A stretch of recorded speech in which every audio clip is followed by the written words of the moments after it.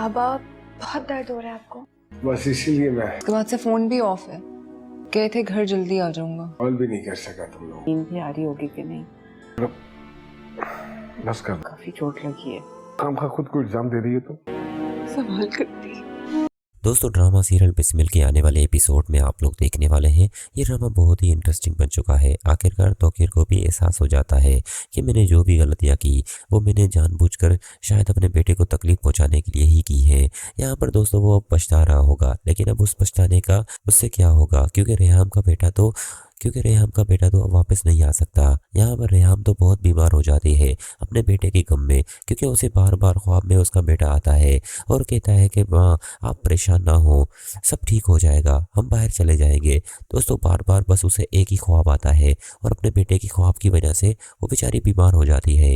लेकिन दूसरी जानब जब तौकीर कमरे में आता है तो वो डर जाती है कि कहीं मूसा तो नहीं आ गया। लेकिन जब वो तौकीर को देखती है तो वो नफरत की निगाह से देखेगी और कहेगी कि अब तुम क्या लेने आए हो, तुम्हारे इस कमरे में कोई जगह नहीं है, मैं तो तुम्हें अपना शोहर मानती ही नहीं हूँ, बेहतर ये होगा तुम यहाँ से चले जाओ। लेकिन तौकीर कहता है मुझे तुम्हें ऐसे देखकर बहुत तकलीफ हो रही है।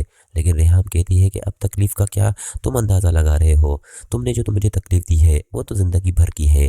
दोस्तों तौकीर उसे गिड़गिड़ा कर कहता है कि रेहाम मुझे माफ़ कर दो, मुझे अपनी गलती का एहसास हो चुका है। लेकिन रेहाम कहेगी ये गलती नहीं है, तुमने एक गुनाह किया है और तुम मेरे बेटे के कातिल हो, इसे तुम गलती कहते हो। नहीं, मैं तुम्हें ज़िंदगी भर माफ़ नहीं करूँगी।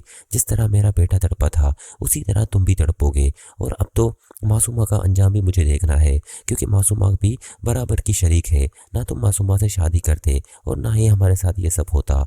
अगर तुम यहाँ पर ये कहने आए हो कि मुझे कुछ पता नहीं था, तो मूसा तो तुम्हें बार बार बताता रहा कि डैड आपकी वजह से मेरी बहुत इंसल्ट हो चुकी है। आपने जब से मासूमा से शादी की है तब से हमारी ज़िंदगी में कोई खुशी का पल नहीं आया, लेकिन उसके बावजूद भी आप नहीं समझे। आप तो अपने बेटे को वही सब करके दिखाते थे जिसकी वजह से उसकी तबीयत ख़राब होती और उसने इस तरह का कदम उठाया, अपनी जान ही बेचारे ने ले ली। लेकिन अब तुम क्या लेने आए हो, तुम्हें माफ़ी तो कतई नहीं मिलेगी। यहाँ से चले जाओ और बहुत जल्द हो के तो मुझे तलाक दे दो, ताकि मैं तुम्हारे इस बंधन से भी आज़ाद हो जाऊं।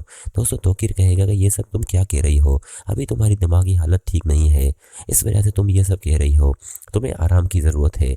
लेकिन यहाँ पर दोस्तों आप सबको पता है कि रेहाम पूरे होशो हवास में होगी और नफरत की निगाह से बस तौकीर को देखती है, ताकि तौकीर उसे माफ़ी ना मांगे, क्योंकि माफ़ी के लायक अब तौकीर है नहीं।